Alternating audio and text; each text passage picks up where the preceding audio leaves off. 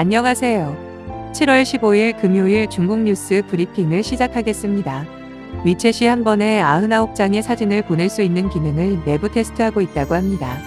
중국 여자 배구팀이 이탈리아 팀에 1대3으로 패하며 세계배구 리그 4강 진출에 실패했습니다.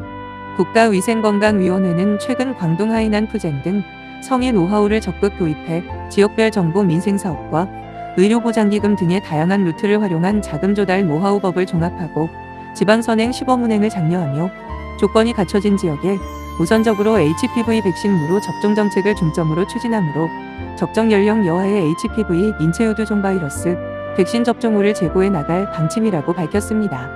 여러 지역 100개에 이르는 부실 부동산을 구매한 소비자들이 대출 상환을 포기하겠다고 발표해 사회의 관심을 받고 있어서 은보감회는 주택건설부 및 중앙은행과 긴밀히 협조하여 지방정부의 부동산 시장 관리를 강화한다고 합니다.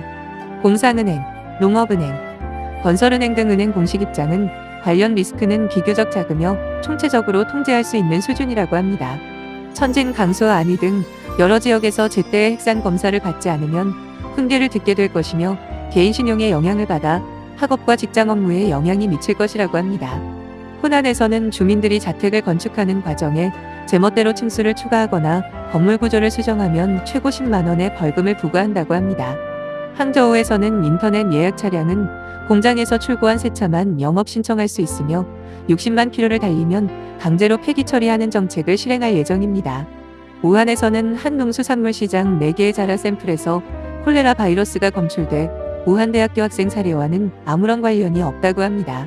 빌 게이츠는 이번 달에 재차 200억 달러를 기부할 예정이며 장차 모든 재산을 기부하고 부자 순위에서 물러나겠다고 합니다. 벨라루스 중앙은행은 인민폐를 통화 바스켓, 자에 포함시키로 결정해 비중은 10%로 한다고 합니다. 세계보건기구는 7월 21일에 제2차 원숭이 두창 긴급회의를 개최할 예정이며 전 세계 확진 환자가 거의 1만 명에 달한다고 합니다. 바이든 대통령이 미국은 이란에 대한 최후의 수단으로 무력을 사용하는 가능성을 배제하지 않겠다고 했습니다. 인도에서 콜레라가 발생하여 181명이 감염되고 5명이 사망했습니다. 유럽항공국은 러시아와의 화성 협력 계획을 중단하기로 결정했고 러시아는 유럽 로봇8 사용을 중지할 예정입니다. 태국은 상습적인 성범죄자가 자진해서 화학적 거세를 택할 경우 감형하는 법안이 통과하였습니다.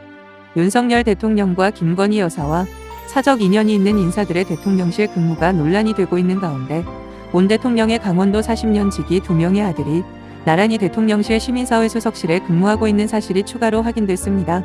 공적 업무를 하는 대통령실 근무자를 사적 인연들로 채웠다는 점에서 논란이 불가피해 보입니다. 12일에는 문재인 전 대통령의 사저 앞에서 욕설 시위를 벌이고 있는 극우 유튜버 안씨 누나가 대통령실에 근무 중인 사실이 드러나 사적 채용 논란이 끊이지 않고 있습니다. 시청해주셔서 감사합니다. 중국 정보를 모아서 공유하는 알릴레오 중국입니다. 건강한 하루, 즐거운 하루 되세요.